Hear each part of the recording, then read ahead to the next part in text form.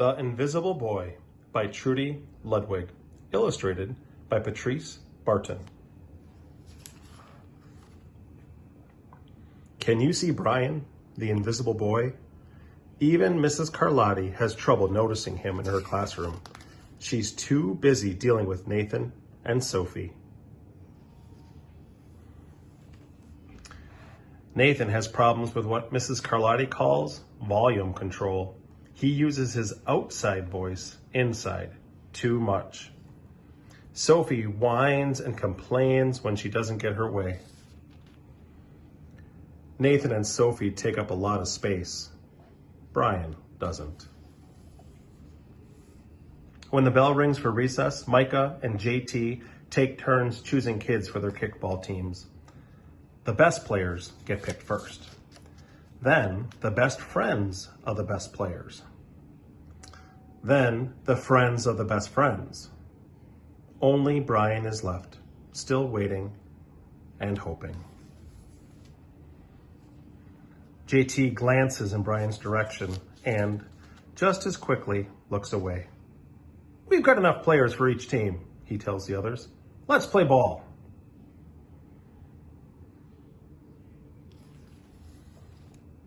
In the cafeteria, Madison and her friends talk about her birthday party. The rope swing over the pool was awesome, says JT.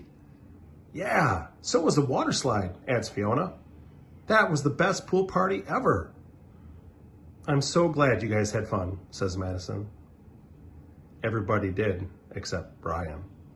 He wasn't invited. At choosing time, while the other kids played board games and read, Brian sits at his table, doing what he loves to do best. He draws fire-breathing dragons scaling tall buildings. Thank you for toasting my marshmallow.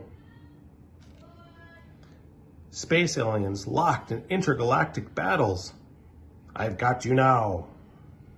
And greedy pirates digging for treasure. Crackers! Arr! And superheroes with the power to make friends wherever they go. Hi, friend. Have a cookie. Hi.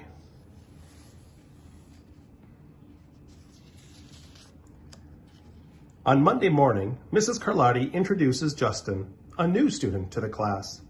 Brian smiles shyly at him. Some of the other kids sneak looks at Justin, trying to figure out if he's cool enough to be their friend.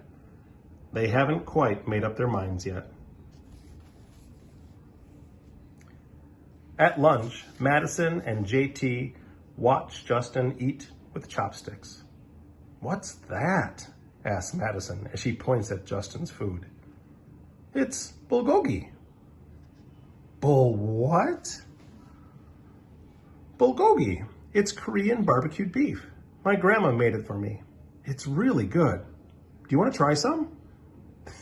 There's no way I'd eat bulgogi. And the kids laugh. All of them, that is, except Brian. He sits there wondering which is worse, being laughed at or feeling invisible. The next day, when Justin goes to his cubby to put away his backpack, he notices a piece of paper with his name on it. Justin, I thought the bulgogi looked good. Brian. Yum. At morning recess, Brian finds a piece of chalk on the ground and starts drawing away. You're Brian, right? Yeah. Thanks for the note. Hey, Justin, Emilio calls out from the tetherball court. You're up next. Sorry, I gotta go, says Justin. By the way, that's a really cool drawing, he adds, before taking off. Back in class, Mrs. Carlotti asks the kids to team up in 2s or 3s for a special project. The kids scurry around the room to pair off. Brian heads towards Justin. I'm already with Justin, says Emilio. Find someone else. Brian looks at the floor, wishing he could draw a hole right there to swallow him up. Mrs. Carlotti said we can have up to 3 people in our group. We're only 2. Come on, Emilio, let him work with us. Okay, I guess. Mrs. Carlotti gives the class directions for the project. Your assignment is to work together to write a story about what you see in the photograph. Use your imagination and have fun. Whoa, cool, says Emilio. What kind of people do you think would live in houses like that? I don't know, but I bet Brian could draw them to go with our story, says Justin. Brian smiles as he takes out his lucky pen.